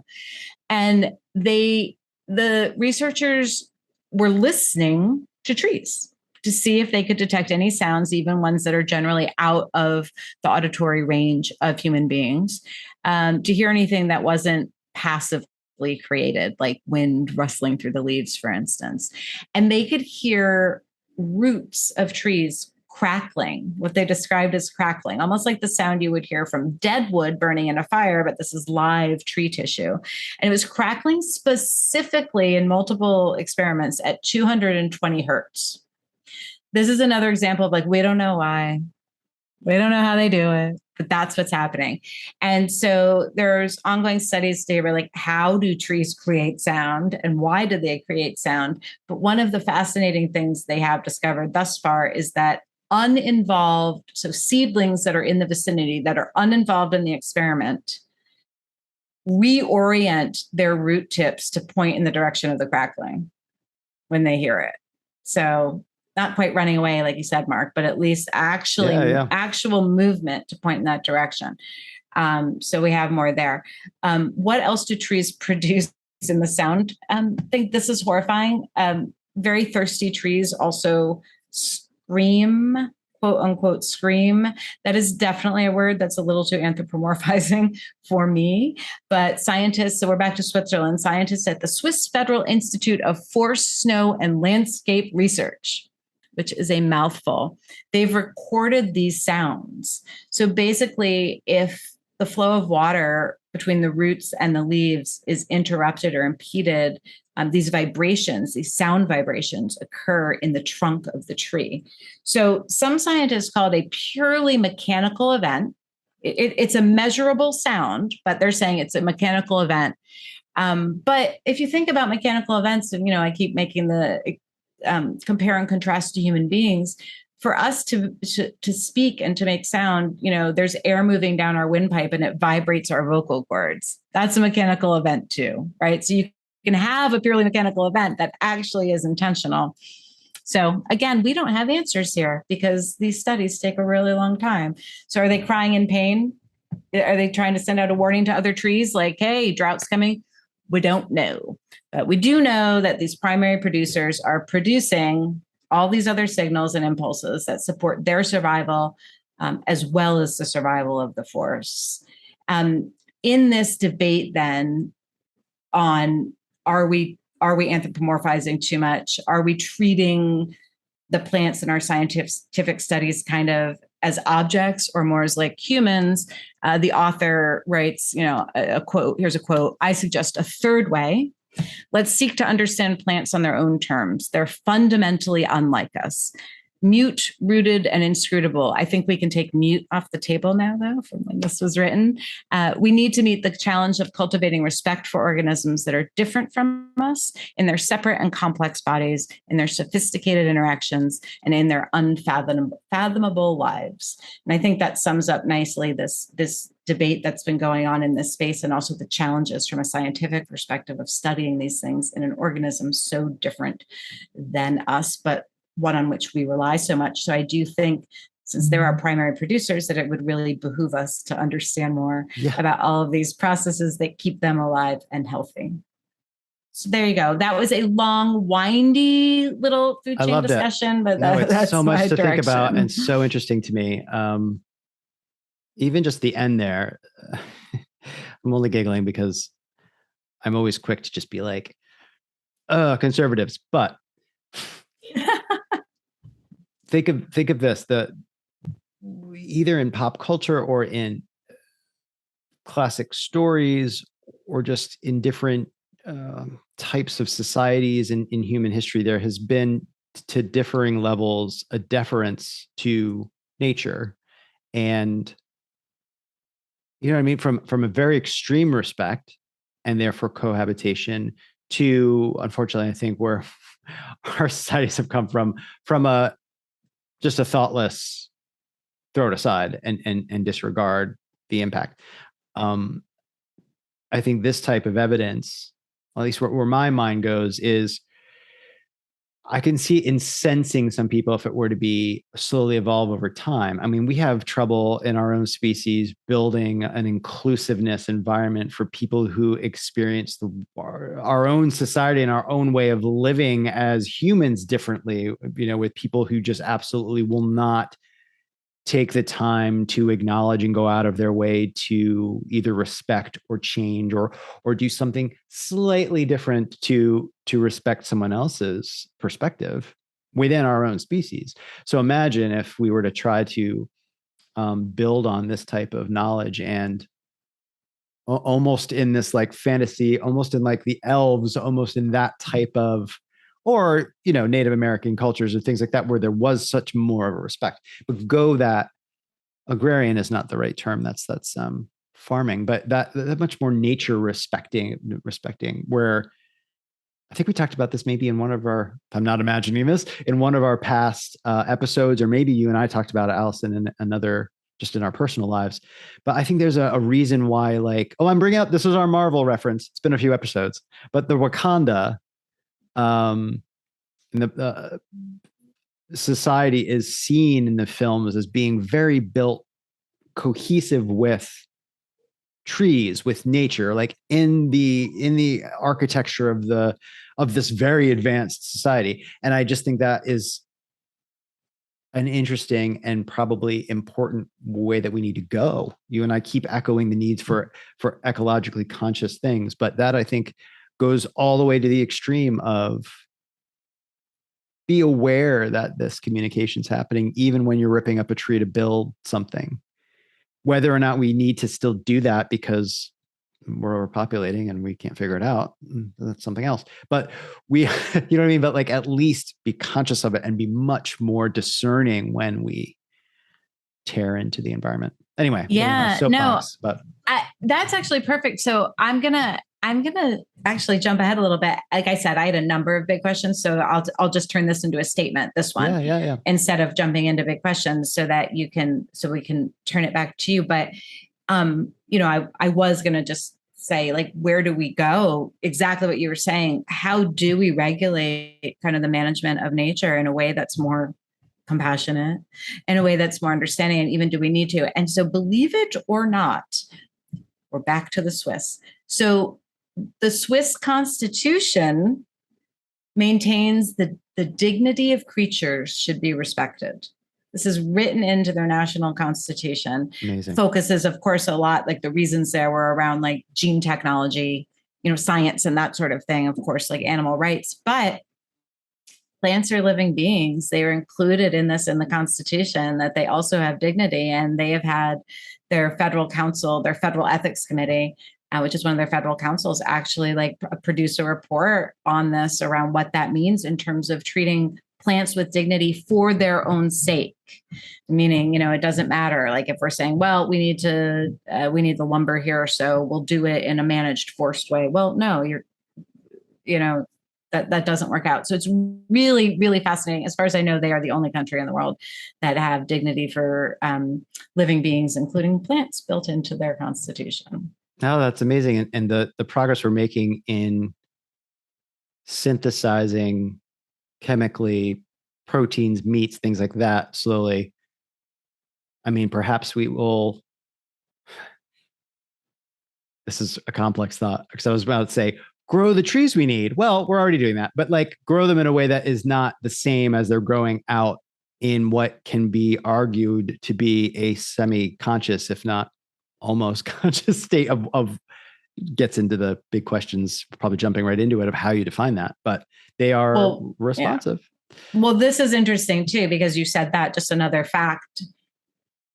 So when we do have like managed forest, so think Christmas tree forest, there's a million other reasons, right? The lumber industry will manage a forest. The lumber industry has come a long way in understanding, like you've got to let, some older trees stand because they act as mother trees, is what they're called, or hub trees, all these things. But basically, once we've created a tree farm, so managed forest is one thing, but a tree farm, and then this applies to other plants too, shrubs, for instance, those individuals who've been completely domesticated on the farm are deaf and dumb. They don't communicate with each other anymore when they're put into an artificial growing. Right. Well, that's what I'm thinking. Are we able to synthesize wood and the things that we need in other ways that don't require an organism to grow and be like a slave tree? Exactly. Well, like your nanotubes that you talked about earlier. I mean, there are going to be other ways to do this, and I think it's right. But I just think it's fascinating that once we've enslaved trees, they absolutely become deaf and dumb. They don't communicate. And then we end up doing things like using more chemical pesticides because they're not creating their own natural defenses anymore because they can't talk to each other. So we're even hurting ourselves more, putting these pesticides into the world. It's like we just keep hurting ourselves. And you're saying horrible things, and I'm laughing. Why I'm laughing is because when I brought up ye old image of a conservative in the United States, I doubt they're listening to us anymore. B, I could just hear them like incensed at this type of conversation as being like, everything that they like to attack liberal, thoughtful, honestly, scientific loving people about is like, this is on the verge of saying we need to treat the trees with a respect that is going to absolutely impinge on our freedom to just do whatever we want in the trees, or, and I could just see them. They don't respect themselves or anybody else, much less want to extend that to nature anytime soon. I have a very negative view of them. And then again, like I kept going back to it. They would never. But I just kept going back to it. I've probably said it 5 times by now, but like these are the primary producers for everything we need to survive. Literally the energy we eat, the compounds we eat that fuel our own Krebs cycle. So imagine right? everything that's happening. As well as our oxygen. Yeah. Sorry, I didn't mean to cut you off. I just got No, so you incensed didn't. thinking of what were you gonna say? everything that's happening in Brazil and like the rainforest, just the level of devastation and the amount of disruption then that's happening in those systems. Yeah. It's terrifying. But look, let's not bring it all down because you right. stayed so optimistic. So let's go into your big questions. Yes, absolutely. And audience, we know that we're getting on around our normal time, so we'll probably try to move quickly, but we not too quickly. I'm loving this episode, Alison. Is great. Okay, so one big question that actually jumped right to the top of the queue here because it's based on what you shared, Alison. So I'll do this one first, and then maybe just pick one of my other ones. Like you, I had a couple in reserve. Now that I've written it, there's definitely going to be folks who have studied this, perhaps, hopefully listening, being like, that's a little far. But here's the question.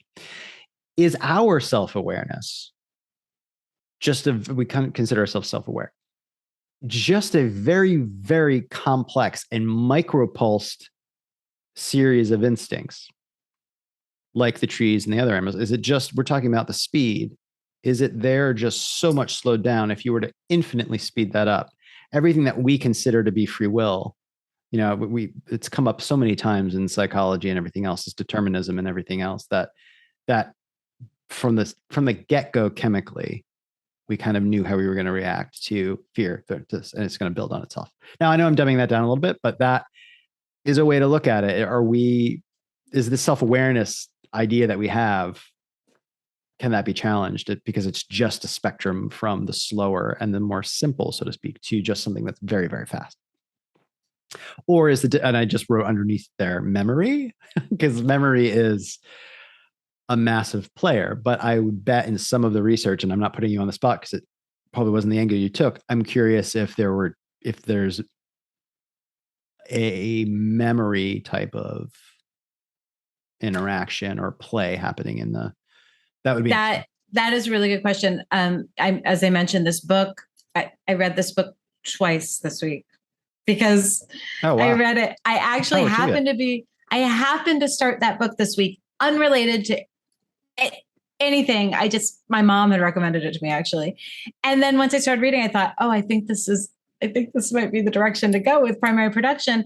And then I felt like I needed to read it again to really pull out some of the very specific details I wanted that I'd read about.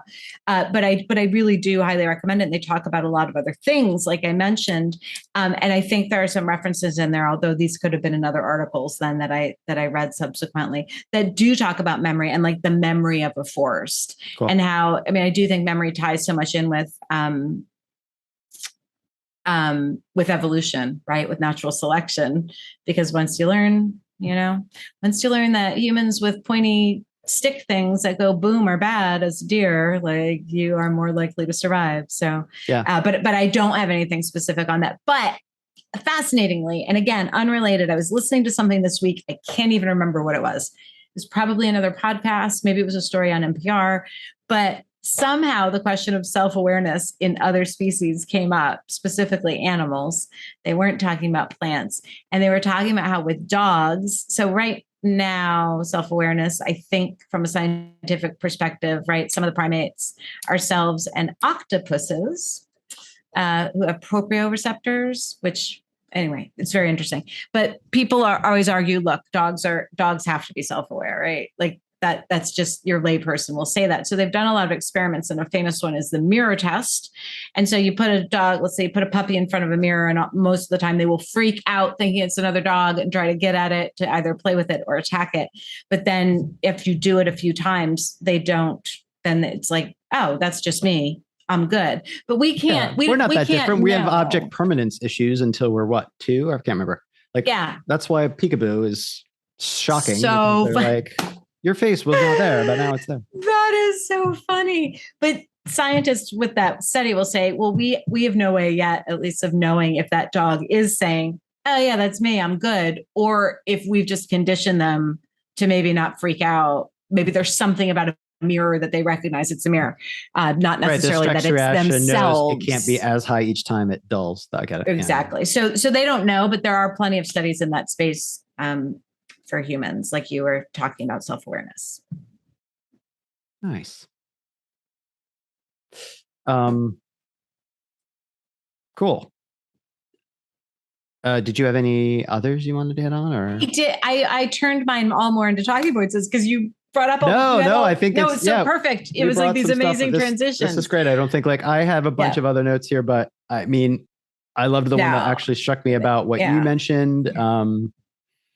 I can touch on one thing briefly, but I know, we're pretty much at time, but I don't want to cut you off. Did you have any? No, I did have one more, but like you, I do think we're at time. So I'll just throw it out there, though. It's something else I think we've touched on before. And you may have even mentioned it when I was doing my segment. This also brings up the big debate about altruism.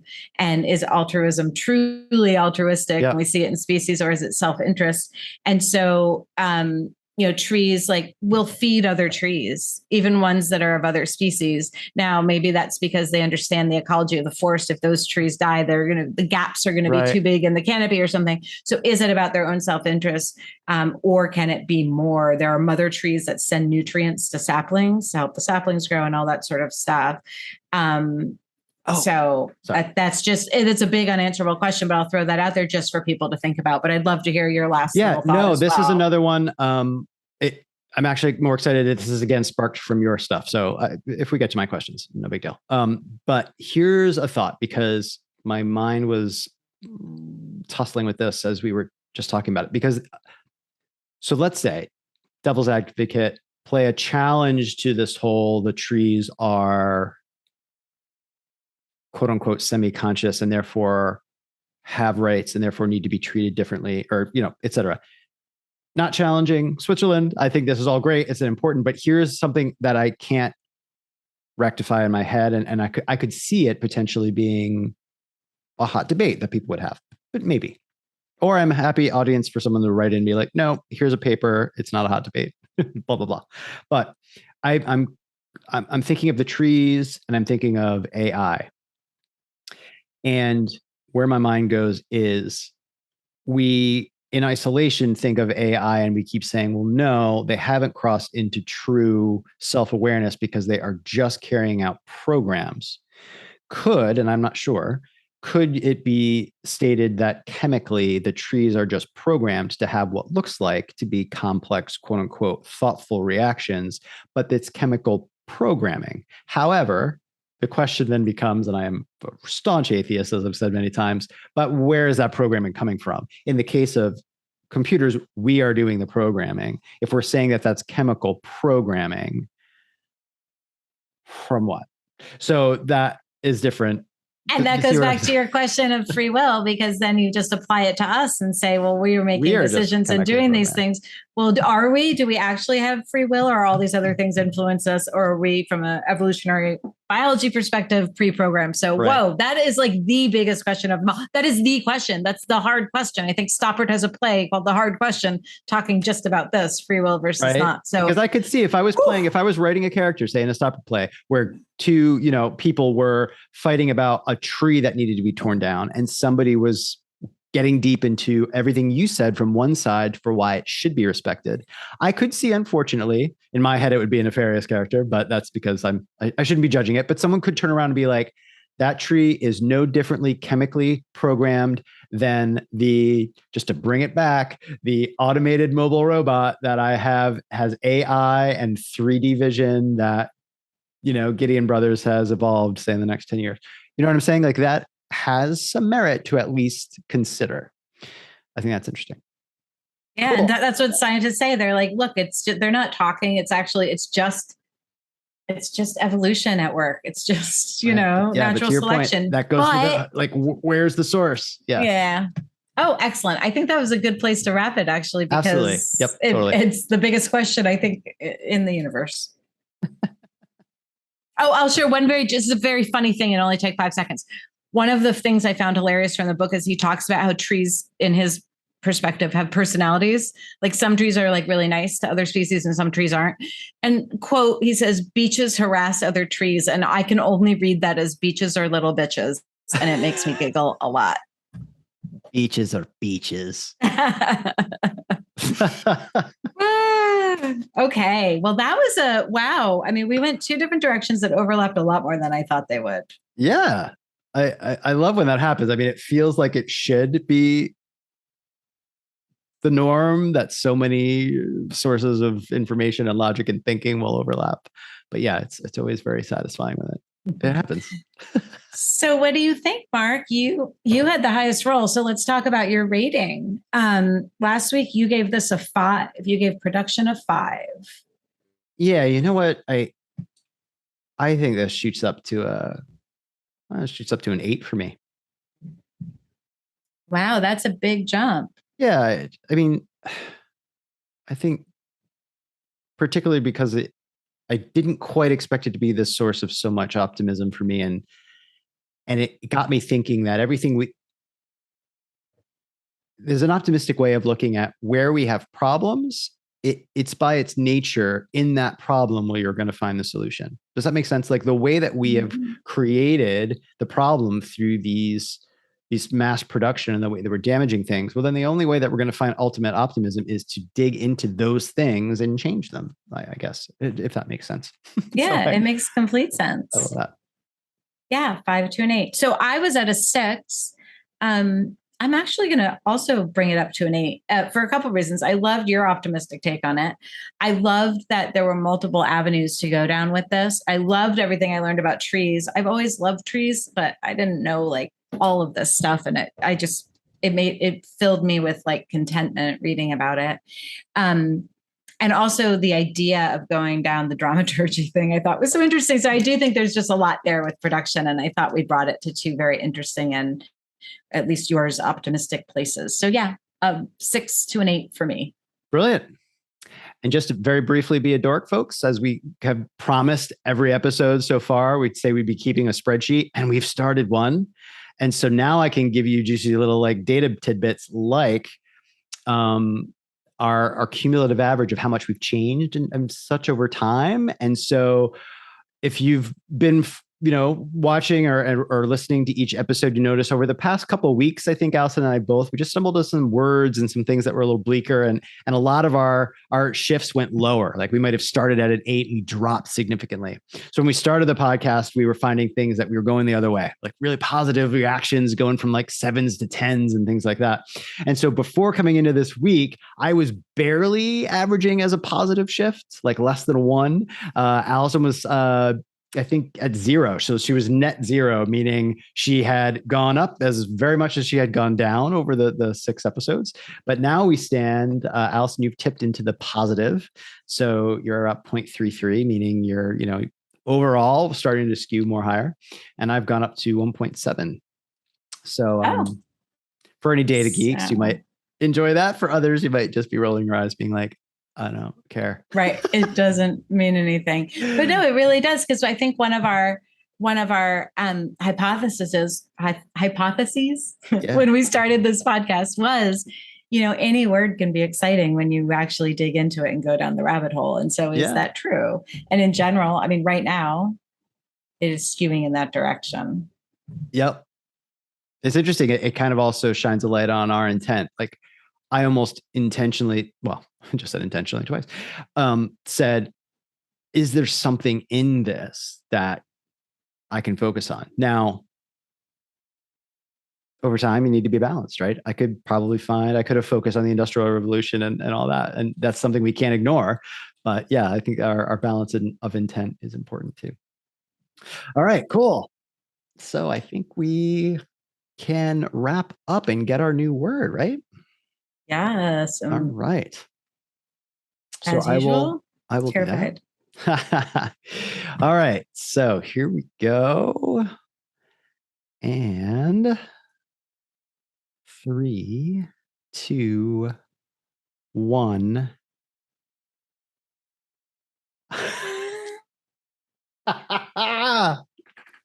Oh no, what? Dirt. So audience, we are laughing if you've listened. Alison and I, from before we even started recording, we were planning the podcast. We're laughing about what if we get mud? Like, what's going to happen there? And da, da, da, da. Well, this is about as close as we're going to get. And I think we both decided that this could be really, really interesting. I'm actually so excited about this. I think my example when we were telling everyone, the listeners, about mud, and I was like, how cool is mud? Like primordial ooze. So I won't go down that path with dirt. It is a little different too, because dirt's not as oozy. But I think this is going to be, honestly, I'm incredibly excited. So I don't remember. Because you generated, do I give the reaction first or vice versa? Oh, go ahead. Yeah, do it. I'm, I'm, I'm, I'm, mm, I'm tempted to give it a 10, but I'm going to give it a 9.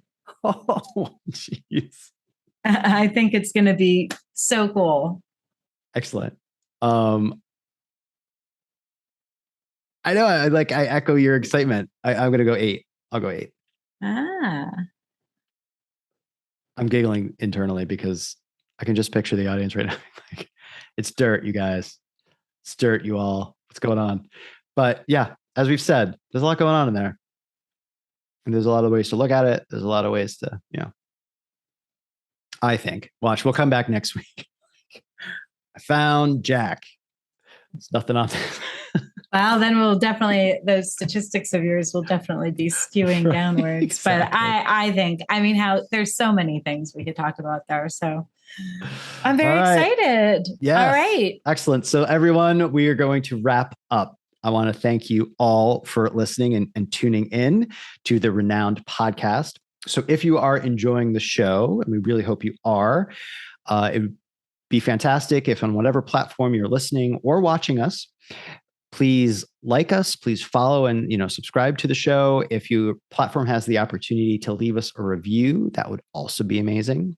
And also helping us spread the word. So on social media, we are at ReNouned Podcast. Please follow us. It sounds like I'm begging. Please follow us. But in a way, fledgling podcasts, as you well know, we need an audience. We would love to have more folks listen to the show, give us feedback, help us grow the show.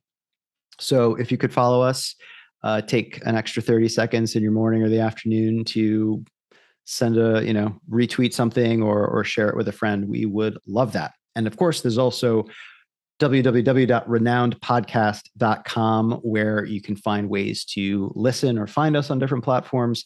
But also Alison does an amazing job of going through and finding, things that we talk about during the shows, additional works cited, and background information that you can find. Also, check out the episode notes. There's tons of things, recommendations on things to see, to go do, potentially to read, to watch, that are all related to these, our curiosity to these different nouns we're getting and the rabbit holes that we are going down. So thank you, everybody, and we will see you next time. Bye-bye. Bye-bye.